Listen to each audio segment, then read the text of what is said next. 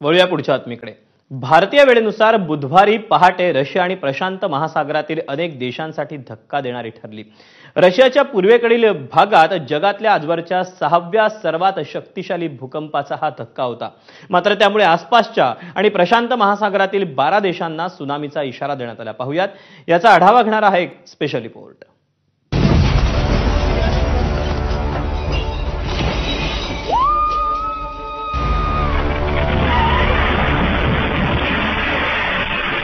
बुधवारी पहाटे रशियाच्या पूर्वेकडील कामचटका भागात आतापर्यंतच्या जगातील 6व्या सर्वाधिक शक्तिशाली भूकंपाची नोंद झाली।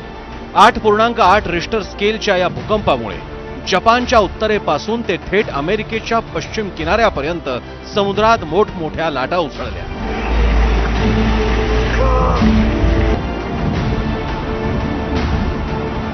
भूकंपाचं केंद्र हे जमिनीपासून तब्बल 19 किलोमीटर खोलवर असल्याचं समोर आलंय। या भूकंपामुळे जपानच्या समुद्र किनाऱ्यांवर 4 मीटरपेक्षा जास्त उंचीच्या लाटा उसळल्या। त्यामुळे अनेक इमारतींचं नुकसानही झालं। काही भागात किनाऱ्यावर डॉल्फिन वाहून आले। सुनामीच्या लाटा एका दिवसापेक्षा जास्त वेळ राहणार असून उत्तर अमेरिकेच्या अलास्कातील किनारपट्टीलाही सुनामीच्या लाटा धडकल्या। तर अमेरिकेच्या पूर्व किनाऱ्यावरील कॅलिफोर्नियातही नागरिकांना समुद्र किनाऱ्यापासून दूर राहण्याचे आदेश देण्यात आले। रशियातल्या भूकंपामुळे जगभरात काय परिणाम झालाय तेही पहा। रशियात भूकंप, सुनामीचा धसका। जपानमध्ये हाय अलर्ट। 20 लाखांहून अधिक नागरिकांना सुरक्षित स्थळी हलवलं। आतापर्यंत कोणतंही मोठं नुकसान नाही, मात्र सतर्कतेचा इशारा। हवाईमध्ये सुनामी। प्रशांत महासागरातील हवाई बेटांवर 3 मीटरपेक्षा जास्त उंचीच्या लाटा उसळल्या। हवाईतील होनोलुलू भागात नागरिकांना उंच ठिकाणी स्थलांतर करण्याच्या सूचना देण्यात आल्या। कॅलिफोर्नियामध्ये इशारा।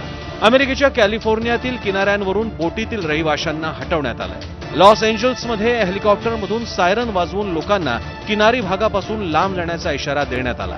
कॅलिफोर्नियासारख्या दाट लोकवस्तीच्या शहराला जास्त धोका असल्याचं मानलं जात आहे। रशियातील भूकंपानंतर जपान, अमेरिकेसह फिलिपाईन्स, इंडोनेशिया, चीन, तैवान, चिली, पेरू, मेक्सिको, पनामा यासारख्या 12 देशांना इशारा देण्यात आला आहे। ब्युरो रिपोर्ट, एबीपी माझा।